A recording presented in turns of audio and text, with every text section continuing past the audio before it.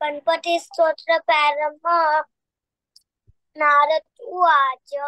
परम शीर्षातेवं गौरीपुत्रं विनायकं भक्तावासं परनित्यम् आयु कामार्थसिद्धये ततमं वक्रतुण्डं च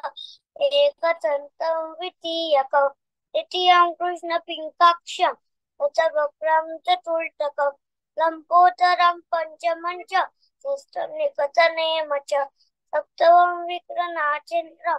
धूम्रवर्णं चतुष्टमं भगवंवारचरणं च दशमं तु विनायकम् एकादशं गणपति द्वादशं तु गजाननं द्वादशैतानि नामानि निसन्ते व्यपतेन्दर अथ विघ्नं भयं तस्य सर्वसिद्धिकरं प्रभु विद्यार्थी लभते विद्या धनार्थी लभते धनं पुत्रार्थी लभते पुत्रा मोक्षार्थी लभते गतिं जपेन गणपति स्तोत्रं जपेर्मासं फलं लभे संवत्सरेण सिद्धिं च लभते संशया अस्तभ्यो ब्राह्मणे प्रश्वा लिखित्वा समर्पये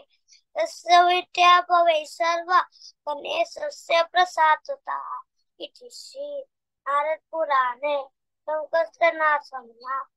गणपति स्तोत्र संपूर्णं हरि ओम।